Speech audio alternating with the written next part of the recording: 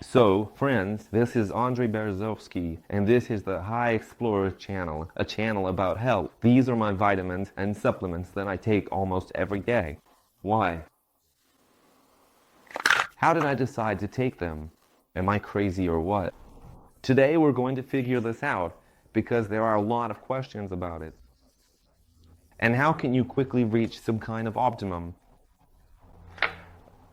Sleep, activity, I don't know, sexual health? And is it possible to achieve this with the help of supplements and vitamins? Or do you need heavier artillery like hormones or something else? Friends, that's all bullshit. We're getting rid of that because it's an unscientific approach. Completely. We're going to start the way every doctor says you should start, with testing. So today, our video is about how to quickly, and with what means, you can bring your body up to an optimal level in detail. What tests do you need to get done? We're doing the bare minimum, friends, just the minimum, so it's interesting for you, simple, and so that tomorrow you could actually go and do it. So, following the recommendations of the AM System Clinic, that's age management system, just so you know, we put together a list of tests, and as always, we did them at the Dialer Laboratory. It's really interesting. And what is this video about? The video is about what my current condition is, and not just mine. We're taking two approaches, one about me and one about my wife. So, friends, you'll have information about both the husband and the wife, about women too, and you can check for yourselves what tests you need to take. That's really interesting. Where are you right now? What do you need to do to be at your best? As always, the first part will be about what we've already done. Again, we're not talking about any screening tests. You can take a look. I've already done a lot, like gastroscopy, colonoscopy, ultrasound. I don't know, maybe CT, MRI. No. Instrumental examination. In everyday terms, we do tests and discuss them with the doctor, talk about where we are now, what needs to be done, and how we can achieve it. This is very important. So that's the first part. Is it possible to determine where you are right now based on the tests? What is your current state of health or condition of your body, and what needs to be done?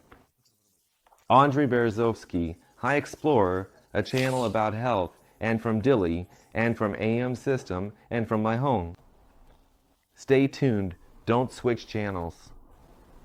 If you have questions about vitamin sets, anything else, or about the set of tests, leave a comment and happiness will come your way.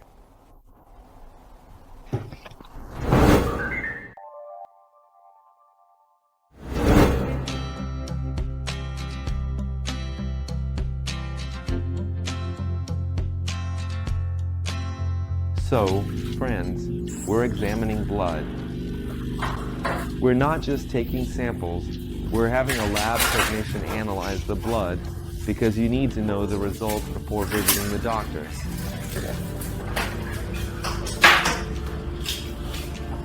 Roll up your sleeve.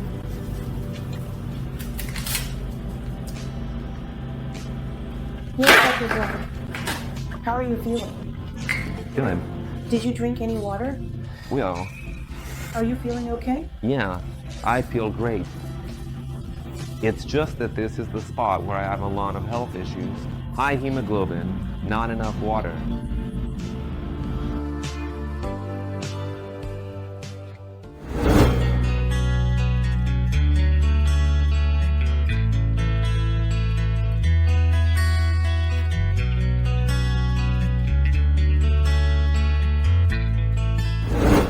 Andrei, hello.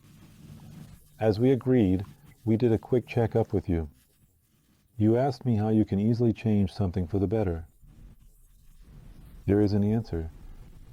Look, as we already discussed, when we do a lot of tests, we need to understand why we're doing them and how to organize all this information. As a medical expert, you obviously understand a lot of things without my help, but I'll try to explain everything systematically and simply for the viewers.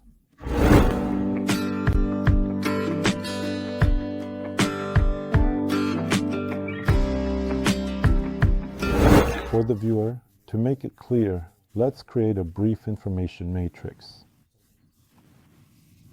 There is a train and 3 wagons. The train represents our genes, which we inherit from our parents. The 3 wagons are the changes that happen within each of us. The closer to the train, the more important they are for prevention. The first wagon is hormonal balance. The second wagon is metabolic changes. The third is when diseases have already appeared. We detect them at an early stage, but it would be better if they didn't occur at all. Things like oncology, tumor markers, metabolic changes, cholesterol levels, uric acid, insulin, homocysteine, and so on. Hormone balance is key, based on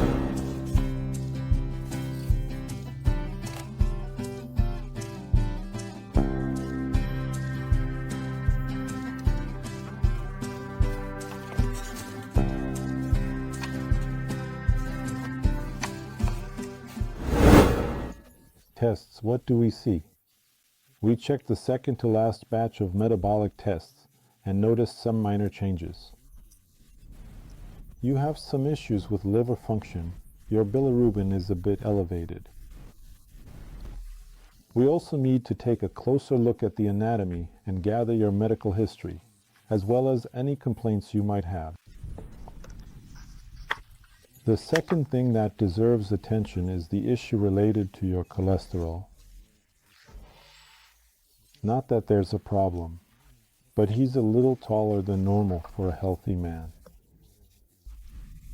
It's 5.3, while the normal value is less than 5.2. If we combine elevated cholesterol and changes in liver function, we have to ask, how are you doing with your weight? Do you have a little extra fat stored up? If the answer is yes, we say, look, this is a combination of factors that happens when we eat a bit too much. Usually, it's just sweets like candy, cookies, pastries, sweet fruits, or too much milk, dairy products, potatoes, spaghetti, and so on. Anything that's not vegetables and not protein is all easily digestible carbohydrates. When we eat them, at first our insulin levels go up. It takes that glucose and stores it as fat in our reserves. Besides that, the liver turns into fat like foie gras. And on top of that, it says, listen, I can't do this anymore. And then bilirubin appears. This leads to changes in everything, including a drop in testosterone.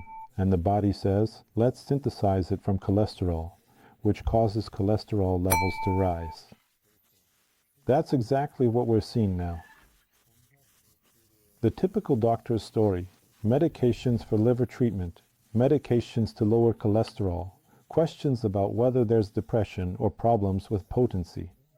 If there are, then here's a bunch of pills for you to take with breakfast. We take a slightly different approach. We ask, why is this happening? And what should we do about it? And overall, what's going on in our first compartment, where our hormones are?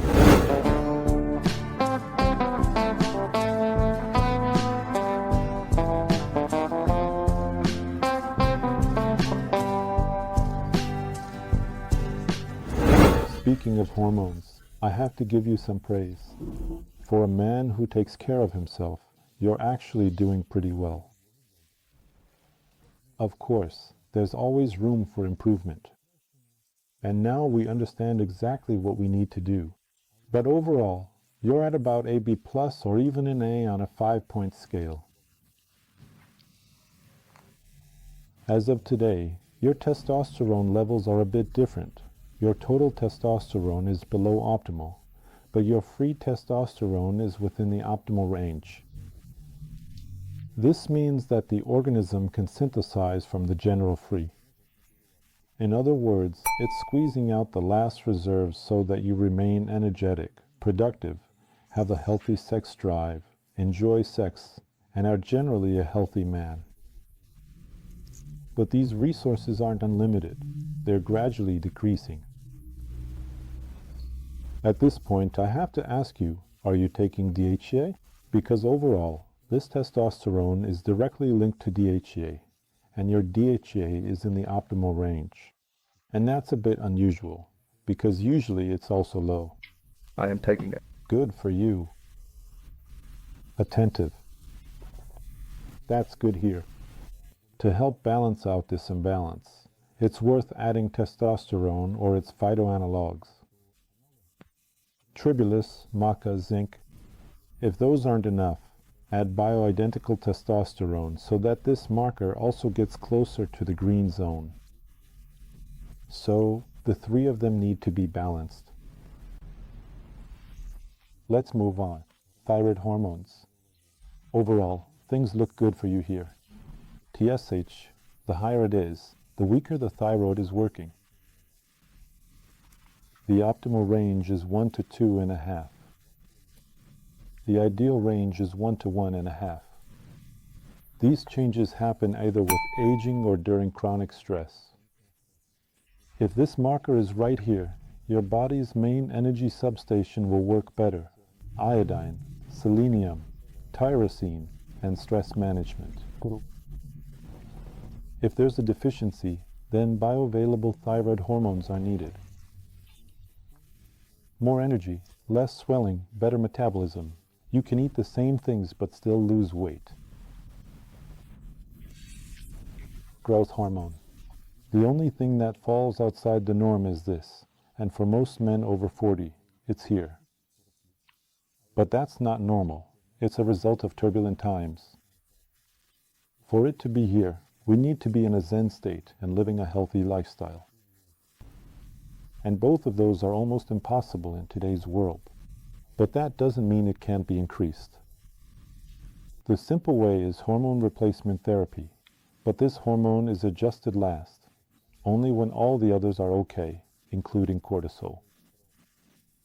But we should note that this is like a growth belt. Higher growth hormone means more strength, better stress resistance, a stable mood, powerful and quality sleep. And this is about longevity. To sum up, overall the picture is good. There's room for growth, testosterone, and improvement of the thyroid gland. And after that, think about what to do with the growth hormone.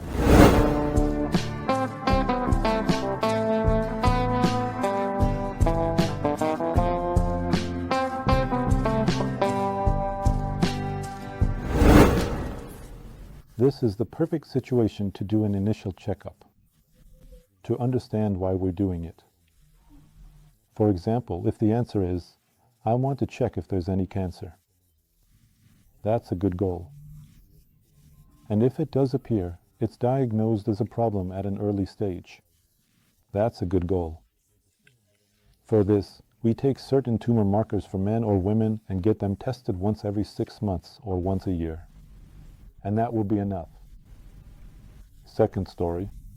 I want to take care of my metabolism and check if my cholesterol is normal. Okay, that's the second scenario. That's the second cart. And we check the markers that answer questions like how the liver is functioning, how glucose metabolism is working, how lipid metabolism is working, how protein metabolism is working, and whether everything is okay there. This is a different set of tests that isn't related to tumor markers. And by taking these tests, we can understand whether everything is okay, and if it's not, what should be done. The answer is pretty simple. If metabolism isn't in order, I review my healthy lifestyle. So what do? We turn the page. Although that's a big mistake, because an unhealthy lifestyle is exactly what leads to metabolic disorders. You should start by taking care of your diet and physical activity. Your metabolism will improve. And the third point, if someone asks me, How do you address the root cause of these changes? Remember about a healthy lifestyle. That's an axiom. But first, your hormone profile changes, then your metabolism shifts, and only after that does cancer develop. If you want to stay ahead of the game, you should take a look at your hormones. On the one hand, for screening purposes, just these parameters are enough. If you want to go further and adjust them, sometimes it's worth expanding each parameter both in the lab and with instrumental tests. So, whether the list of tests is sufficient depends on the goal of the examination. What exactly do you want to achieve? And what do you want to accomplish during screening?